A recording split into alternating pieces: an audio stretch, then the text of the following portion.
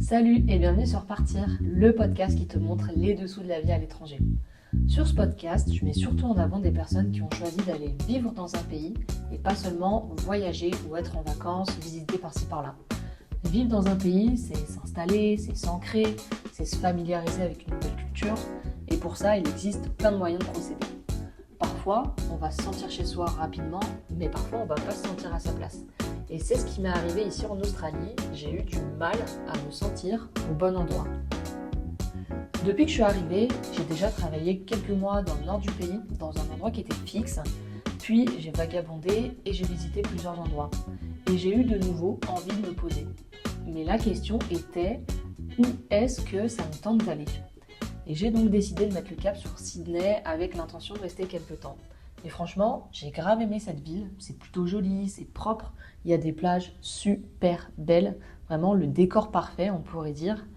Mais la réalité a été que je ne me suis pas vraiment sentie chez moi, à ma place. Pourtant, j'avais un lieu où habiter, une petite routine et tout, la météo était agréable, mais non, je sais pas, il y avait un petit hic à l'intérieur de moi. D'après une enquête menée par Expat Communication, 22% des expatriés se sentent de passage dans leur pays d'accueil, tandis que 13% ne se sentent vraiment chez eux nulle part. Même après 10 ans d'expatriation, 48% des répondants déclarent avoir plusieurs chez eux.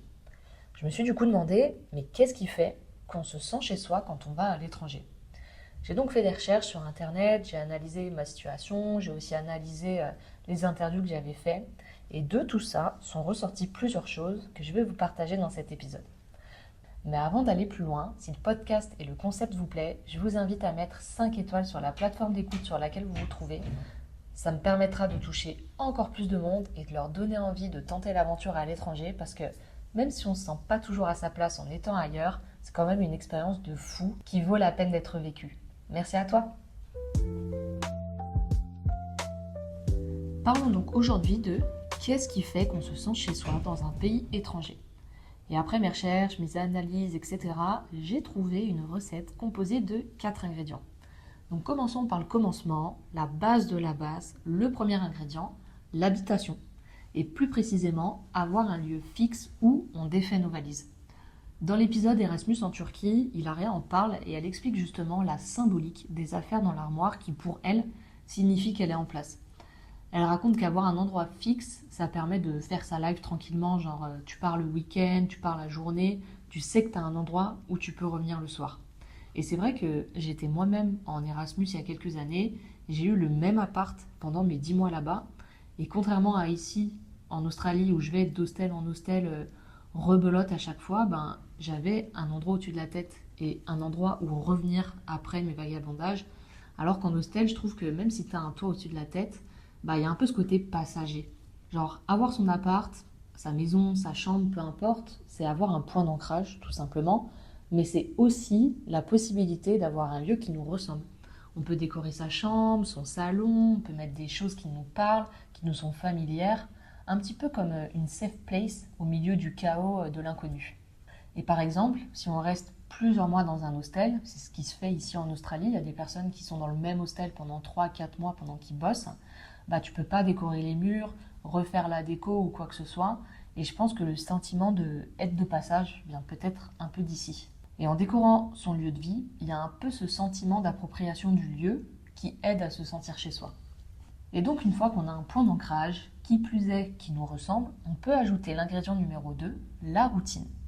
Franchement, la routine, elle est beaucoup critiquée, on entend pas mal, pas de routine, sortir de la routine, etc. Mais je pense qu'elle est vraiment essentielle à se sentir bien. J'en parle déjà dans l'épisode Vie dans le bush et prise de conscience. Je vous parle du sentiment de bien-être que provoque la routine, comme expliqué dans le livre Où est le sens de Sébastien Boller, un neuroscientifique.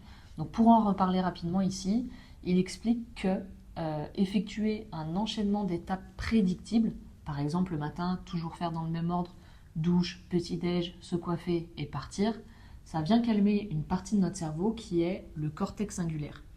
Et en fait, quand on part à l'étranger, on est dans de la nouveauté, dans un environnement inconnu. On ne connaît pas les gens, on ne parle pas leur langue, on ne connaît pas les habitudes de vie, les us et coutumes.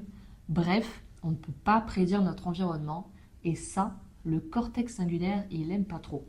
Donc on est en alerte et c'est fatigant.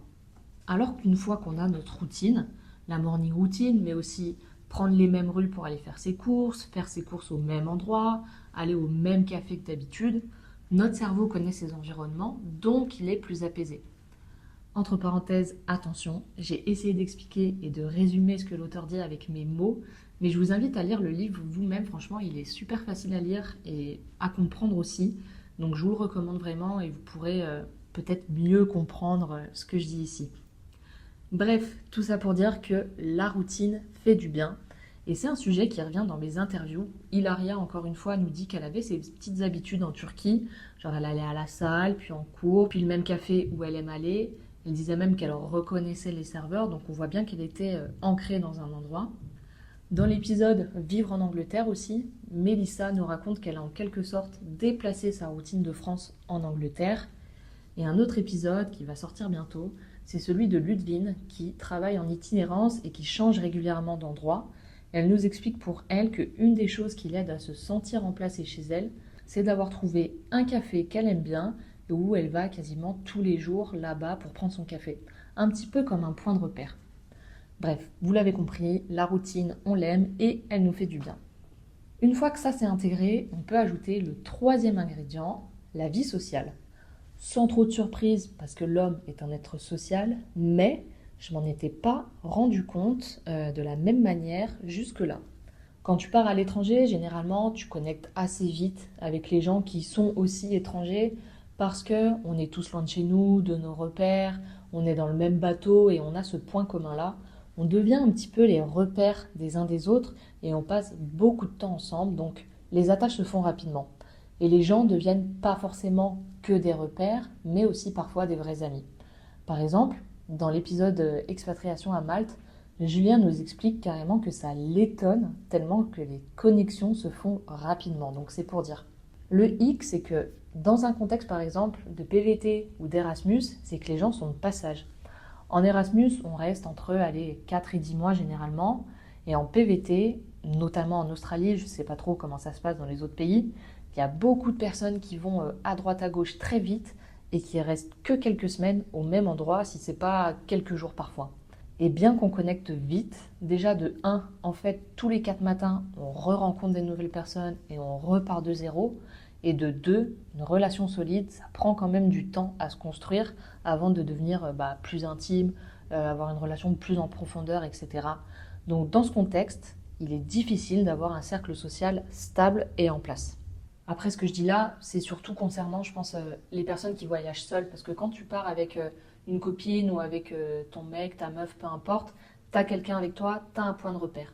Mais si on veut aller plus loin, même quand tu pars à 2, t'as besoin, je pense, d'avoir une vie sociale et d'avoir un cercle d'amis. Donc ça rentre aussi pour ces personnes-là. Me concernant, je pense que c'est ça qui m'a un petit peu manqué ici en Australie. Genre, j'ai rencontré plein de personnes super, surtout pendant mes 6 premiers mois, et notamment Laurie qui était ma travel mate pendant mon road trip. On a passé quasiment 2 mois H24 ensemble et on est devenues très copines. Et ensuite, elle est rentrée en France et je pense que si elle était avec moi aujourd'hui à Sydney par exemple, être ici aurait pas la même saveur et j'apprécierais plus d'être là. Genre, je me sentirais un petit peu plus à ma place parce qu'elle serait en quelque sorte mon repère. Et je parle un petit peu de tout ça aussi dans l'épisode Le voyage est-il fait pour être partagé, voyage solo, pas si solo, en réfléchissant autour de le bonheur n'est réel que lorsqu'il est partagé, que je vous invite à écouter pour plus de détails, mais vraiment tout ça pour dire que avoir quelqu'un avec soi, pour moi, ça change une expérience. Et je me demande à quel niveau on apprécie notre expérience à l'étranger si on n'a pas d'amis. Genre, pas de contact, pas de point de repère, personne avec nous, quoi. Je parle pas d'un voyage ou d'un road trip, mais vraiment du fait de s'installer quelque part. Vous me direz, j'aurais pu me faire de nouvelles copines. Oui, mais pas si simple. Je pense qu'il faut regarder les choses aussi dans leur contexte. Parce que après 6 mois de PVT, j'ai ressenti, entre guillemets, une fatigue mentale. C'est un peu difficile à décrire, mais je pense que d'avoir été constamment avec des gens, ma batterie sociale a été vidée de ouf. Et le problème, c'est que j'ai eu beaucoup de mal à la recharger en étant dans mon contexte de vie actuel. C'est-à-dire dans la nouveauté régulièrement, en hostel, dans un pays étranger. Et du coup, ça fait plusieurs semaines que j'ai pas rencontré de nouvelles personnes en Australie. Après ça va, je suis assez à l'aise en étant seule, j'ai été bien occupée avec le taf, j'ai eu une coupure au milieu de ces semaines en allant en Nouvelle-Zélande et en retrouvant une copine de longue date. Mais là, aujourd'hui, je sens que ça joue dans mon intégration dans le pays. Et bref, tout ça pour dire que c'est pas toujours facile de se faire des potes. Néanmoins, je pense que c'est un facteur essentiel dans le fait de se sentir chez soi. D'ailleurs, certaines invitées du podcast qui ont changé plusieurs fois de pays en parlent. On a Hortense dans l'épisode Vivre dans plusieurs pays, justement, qui me dit qu'elle s'est sentie directement chez elle en Turquie. Et quand je lui demande « Mais qu'est-ce qui fait que tu te sens chez toi ?», elle me dit « C'est forcément les gens ». On a aussi Narmine dans l'épisode Fille de diplomate, grandir à travers les pays. Donc elle a changé de pays tous les 5 ans depuis qu'elle est née. Et pour elle, c'est les gens aussi. Et elle explique, je cite, « C'est ton quotidien, clairement, et aussi les personnes. Je pense que c'est un mélange des deux. Les personnes dans ton quotidien. Est-ce que tu fais les bonnes activités et est-ce que tu vois les bonnes personnes ?» Et il y a quelques temps, j'avais aussi fait un sondage en story sur Insta. Et ce qui revenait, c'était la gentillesse des gens, l'accueil des gens, les locaux qui te sourient, qui t'accueillent et qui te partagent leurs coutumes. Et je trouve franchement que c'est beau. Ça vient souligner l'importance des belles valeurs comme le partage, la solidarité, l'entraide. Et j'avoue que ça vient un peu remettre en question ma vision des choses, surtout dans notre société qui est un peu à tendance individualiste. Le 4e ingrédient, c'est le temps. Plus précisément, prendre le temps. C'est un concept simple, mais en mon opinion, c'est compliqué dans la pratique. Pendant mon séjour en Australie, j'ai vraiment senti l'impact de être dans une société où tout va vite. Genre aujourd'hui, on a tout de suite, tout est rapide, tout avance vite, on a à peine fini un truc, qu'on passe à un autre, etc. Mais vraiment, gros rappel à se redire fréquemment que les choses prennent du temps. Vraiment, les choses prennent du temps pour se concrétiser et être en place. Il y a HSBC qui a publié une étude en mars 2023 en disant qu'il faudrait au moins 8 mois pour se sentir bien dans un pays. Et pour un quart des interrogés de cette étude, il faut plus d'1 an. Donc 8 mois quand même, quoi. Je veux dire, c'est pas 3-4 semaines, on s'installe et la vie commence. Non, c'est 8 mois bien remplis de tests, d'installations, de rencontres, de recommencer, de changer d'endroit, de mieux connaître la culture, etc., etc. Et je trouve ça bien de parler du temps. C'est un peu un appel à ralentir, genre chill, tranquille, il y a le temps. Et ça demande aussi d'avoir confiance en l'avenir et de se dire, bon, là aujourd'hui, je suis un peu perdue, je galère un peu, mais tranquille, dans quelques mois, je vais me sentir mieux. Et perso, j'ai un peu eu tendance à l'oublier, je crois, bien qu'en même temps, mes plans changeaient vite jusqu'ici. Et dans ce contexte-là, j'ai moins eu l'occasion de me poser et de prendre le temps. Mais c'est justement en faisant des expériences qu'on apprend. Je sais maintenant que chaque chose en son temps, zen, et que c'est normal d'être perdu. Vraiment se dire que c'est ok et normal, se laisser du temps, être bienveillant avec soi-même, c'est peut-être la leçon à retenir. Après, il est aussi possible qu'on ne se sente pas bien dans un endroit, et dans ce cas-là, faut pas forcer non plus. Vraiment, il faut faire la différence parce qu'on peut se sentir bien à un endroit sans se sentir chez soi. Par exemple, ici à Sydney, je me sens bien, mais je ne me sens pas chez moi.